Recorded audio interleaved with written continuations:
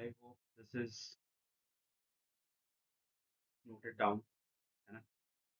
तो हमने इसमें जो एक्सेलरेशन निकाली है वो F external divide by total mass से निकाला है। एफ एक्सटर्नल में जो हमारी फोर्सेस आएंगी, ठीक है, यहाँ पर हमने फ्री बॉडी डायग्राम बनाया हुआ है। तो जो टेंशन फोर्स है वो इंटरनल फोर्स है, उसको हम इसमें नहीं लिख रहे हैं। और ये नॉर्मल और ये एम जी कॉस वाली जो वैल्यू है, ठीक है, ये परपेंडिकुलर टू एक्सेलरेशन है, इसलिए इसको हम यहाँ पर नहीं ले रहे हैं, ठीक है। तो एक्सटर्नल फोर्स में आपका 30 जी साइन 35 मतलब साइन 53, और यहाँ पर एक्सटर्नल फोर्स में 5 जी साइन 37, और ये फ्रिक्शन एक्सटर्नल फोर्स हो जाएगी, और यहाँ पर फ्रिक्शन। तो वो एक्सटर्नल फोर्सेस लिख के हमने टोटल मास से डिवाइड कर दिया।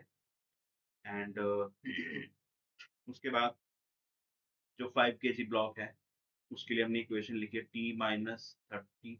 ये जो 30 है ये एक्चुअल में 5 जी साइन 37 है, और ये आपका है फ्रिक्शन F1। सॉल्व करने के बाद ये वैल्यूज आ रही है। तो F net is equals to mass into acceleration, values put करके हमने टीवी निकाल लिया, 61.7 आ रहा है, ठीक है। चलिए आगे बढ़ते हैं। अच्छा, इस क्वेश्चन में अगर किसी बच्चे को कोई डाउट है तो मुझे बताइए। दिवित, क्लियर है आपको?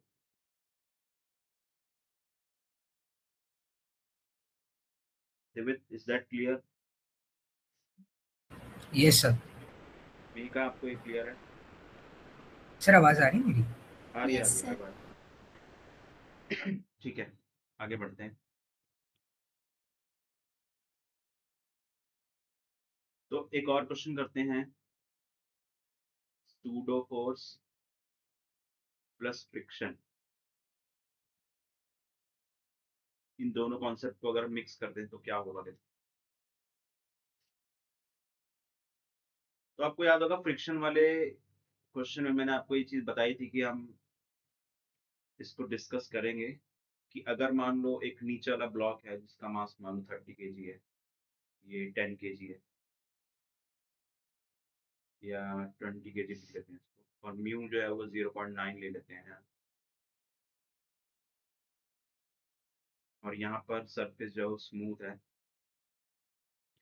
यहाँ पर हम फोर्स लगा रहे हैं 100 या फिर 10 Newton,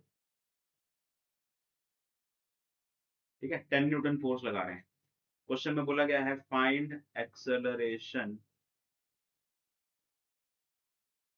of both blocks,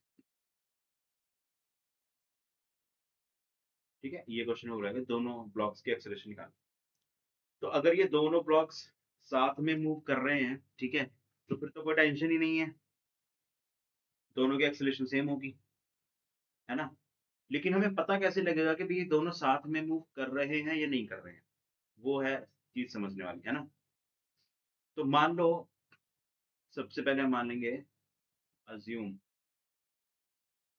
both moving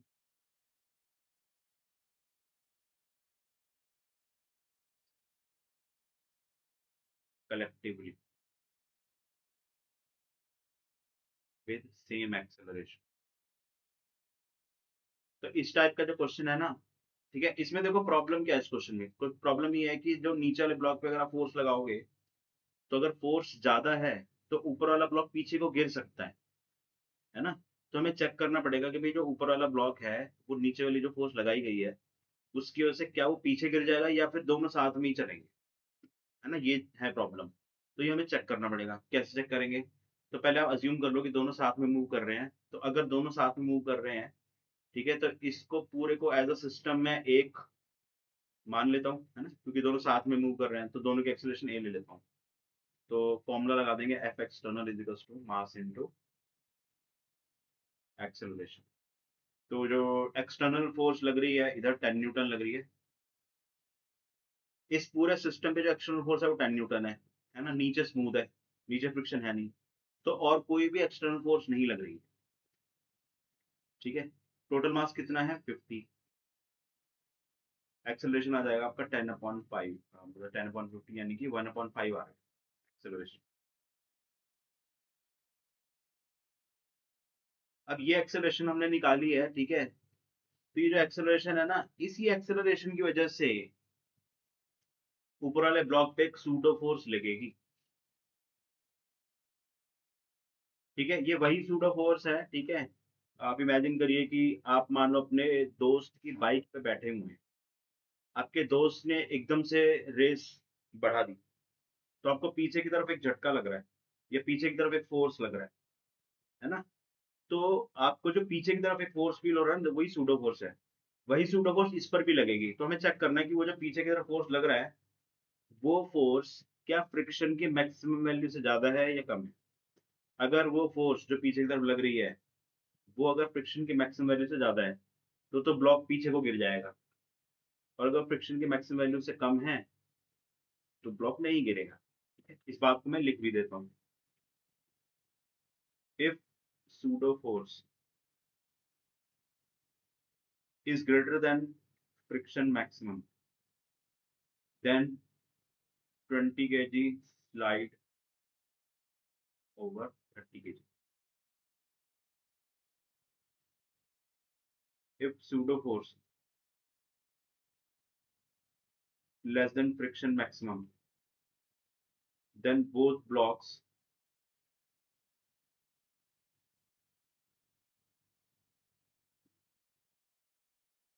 move together. है ना? तो हम चेक कर लेते हैं।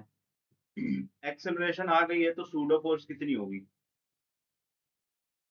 सूडो फोर्स हम इस पर चेक कर रहे हैं 20 केजी पर। ठीक है, तो 20 केजी पर सूडो फोर्स क्या हो जाएगा? Mass of the body and acceleration of the observer. ठीक है, ऑब्जर्वर का मतलब है यहाँ पर ये जो 30 केजी है, इसके रिस्पेक्ट में हम निकाल रहे हैं। ठीक है, तो मास हो जाएगा बॉडी का 20, और एक्सेलरेशन हम ये निकाल चुके हैं 1/5। तो फ्रिक्शन हमारी कितनी आ रही है? 4 न्यूटन आ रही है। सॉरी, ये तो सूडो फोर्स है ना? मास इंटू एक्सेलरेशन, तो ये सूडो फोर्स आ गई हमारी 4 न्यूटन। अब फ्रिक्शन की मैक्सिमम वैल्यू चेक कर लेते हैं। फ्रिक्शन जो है वो 0.9 है, और इसके ऊपर नॉर्मल रिएक्शन ऐसे लगेगा। ठीक है, और वेट नीचे की तरफ लगेगा, तो मैं यहाँ पर अलग से ड्रॉ कर रहा हूँ। नॉर्मल रिएक्शन ऊपर, वेट नीचे, और जो सूडो फोर्स है वो इधर लग रही है।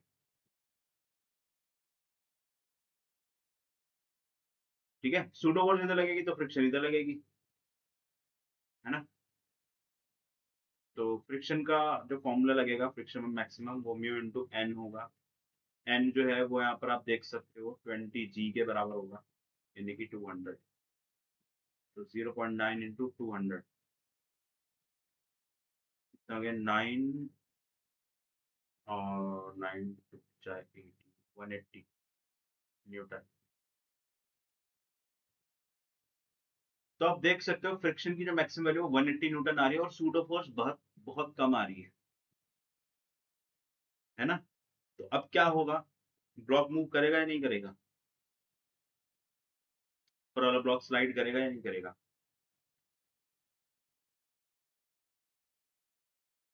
बताओ भाई।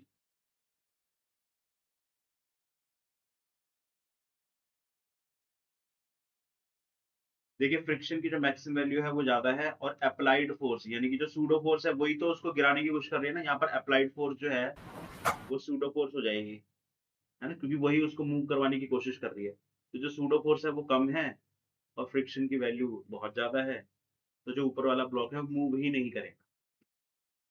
समझ गए? ठीक है, तो हम बोलेंगे फ्रिक्शन मतलब, बोलना क्या है यहाँ पर, हमने केस लिखा हुआ है, ये लिखा हुआ है ना? तो सूडो फोर्स जो है वो कम है फ्रिक्शन मैक्स से, तो ये वाला केस हमारा इस सिचुएशन में फिट बैठ रहा है। तो that means both blocks move together. Both blocks move together मतलब एक्सेलरेशन ऑफ बोथ ब्लॉक्स कितना हो जाएगा? जो हमने निकाला है वही हो जाएगा, 1/5 मीटर पर सेकंड स्क्वायर। ये हमारा आंसर है।